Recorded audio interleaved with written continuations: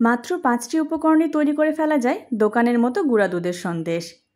খেতে কিন্তু একেবারেই দোকানের মতো এবং সুস্বাদু হবে। আসসালামু আলাইকুম দর্শক, আমি আতিয়া নারায়ণগঞ্জ থেকে। প্রথমে একটা প্যানের মধ্যে নিয়ে নিয়েছি হাফ কাপ পরিমাণ লিকুইড দুধ। এটা আগে থেকেই জাল করা ছিল। তার মধ্যে দিয়ে দিচ্ছি 1/3 কাপ পরিমাণ চিনি।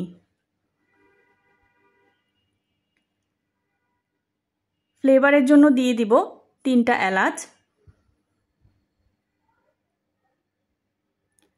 এখন দিয়ে দিব 1 কাপ গুঁড়ো দুধ। যদি বেশি করতে চান সেক্ষেত্রে সবগুলো পরিমাণ ডাবল করে ব্যবহার করবেন। গুঁড়ো দুধটা দিয়ে ভালো মতো নেড়েচেড়ে মিশিয়ে নিতে হবে। চিনিটাও গলে যাবে এবং দুধের সাথেও চিনিটা মিশে যাবে ভালো মতো। এই পর্যায়ে কিন্তু একেবারেই নাড়াচাড়া বন্ধ করা যাবে না, চুলার আঁচটাকে রাখতে হবে লো ফ্লেমে। আস্তে আস্তে কিন্তু ঘন হওয়া শুরু করছে, এটাকে আরেকটু ঘন করে নেব। নেড়েচেড়ে ঘন করে নিতে হবে। অনেকটাই আঠালো তৈরি হয়ে গেছে,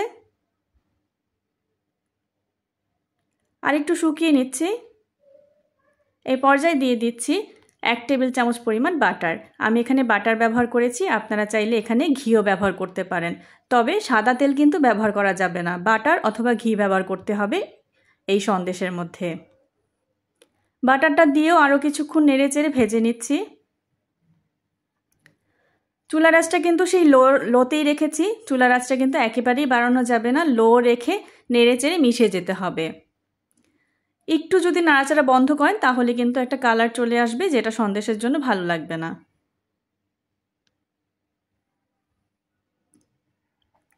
একটু সময় নিয়ে ভালো মতো শুকিয়ে নিচ্ছি। যেহেতু সন্দেশের একটা সুন্দর একটা শেপ দিব, এর জন্য এটাকে আরেকটু আঠালো এবং শুকনো করে নেব।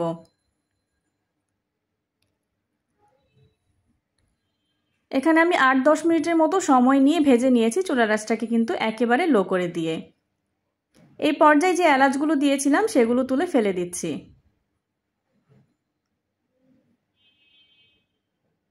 এখন আরও কিছুক্ষণ শুকিয়ে নিব।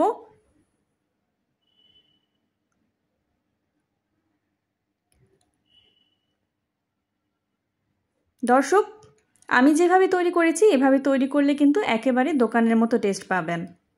প্রত্যেকটা স্টেপ ফলো করে যান। একেবারে শুকনো হয়ে গেছে। এই পর্যায়ে আমি কিন্তু এটা নামিয়ে নেব। একটা সার্ভিং ডিশ নিয়েছি, এর মধ্যে দিয়ে দিচ্ছি একটা প্লাস্টিক। এতে করে সন্দেশের ডোটা গরম থাকবে। সুন্দর করে বিছিয়ে দিয়ে তার মধ্যে দুধের মিশ্রণটা দিয়ে দিচ্ছি এবং এটাকে র্যাপ করে ঢেকে দেব একটা ঢাকনার সাহায্যে। এটা গরম অবস্থায় কিন্তু বাকি কাজগুলো করতে হবে, ঠান্ডা হয়ে গেলে করা যাবে না, শক্ত হয়ে যাবে। এরকম একটা চালনি কিন্তু আমাদের সবার ঘরেই থাকে। সুন্দর একটা ডিজাইন দেওয়ার জন্য আমি এরকম একটা চালন ব্যবহার করেছি। তার মধ্যে একটু ঘি ব্রাশ করে নিচ্ছি এবং হাতের মধ্যেও নিয়ে নিয়েছি সামান্য একটু ঘি।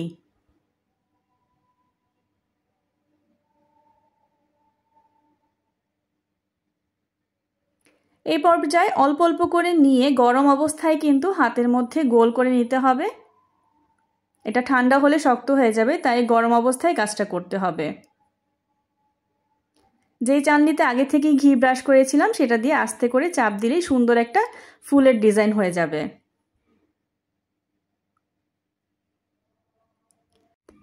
আপনাদের বোঝার সুবিধার্থে আমি আরও একটা তৈরি করে দেখাচ্ছি। মিশ্রণটা কিন্তু ঢেকে রাখতে হবে, খোলা রাখা যাবে না। ঢেকে নিয়ে ওইখান থেকে অল্প একটু মিশ্রণ নিয়ে আবার একটু গোল করে নিচ্ছি এবং সেই একইভাবে চালনার মধ্যে দিয়ে একটা ডিজাইন তৈরি করে নিচ্ছি। যতবারই সন্দেশের ডিজাইনটা করতে যাবেন ততবারই চালনের মধ্যে একটু ঘি ব্রাশ করে নেবেন, এতে করে খুব সুন্দরভাবে উঠে আসবে। চালনের মধ্যে একটুও লেগে যাবে না এবং ডিজাইনটাও সুন্দর হবে। অন্য আরেকটা ডিজাইন করে দেখাচ্ছি। এই পাশের অংশ দিয়েও কিন্তু সুন্দর একটা লম্বাটি ডিজাইন করে ফেলা যায়। ডিজাইনটা হচ্ছে একেবারেই আপনাদের পছন্দ মতো, অনেকভাবেই করা যায়। আমি এখানে আজকে 3 রকমের দেখাবো। এরপরে দেখাচ্ছি কাঁটা চামচের সাহায্যে সুন্দর একটা ডিজাইন। প্রথমেই গোল করে নিয়েছি এবং কাঁটা চামচটাকে দুই পাশে এরকম চাপ দিয়ে নিলেই হয়ে যাবে আরও একটা ডিজাইন। এটা অনেকভাবে ডিজাইন করা যায়, সেটা পরে আরেক সময় দেখাবো। দর্শক, তৈরি কিন্তু হয়ে গেল আমার সুস্বাদু গুঁড়া দুধের সন্দেশ। দেখতে কিন্তু অনেক সুন্দর হয়েছে এবং সময় কিন্তু খুব কম লাগে। অতিথি আপ্যায়নেও কিন্তু ঝটপট তৈরি করে ফেলা যায় দারুণ সুন্দর গুঁড়া দুধের সন্দেশ। আমার আজকের রেসিপি যদি ভালো লেগে থাকে সবার কাছে অনুরোধ থাকবে আমার পেজটি প্লিজ লাইক কমেন্ট শেয়ার করে দেবেন। আজকে এই পর্যন্তই। সবাই ভালো থাকবেন, সুস্থ থাকবেন। আল্লাহ হাফেজ।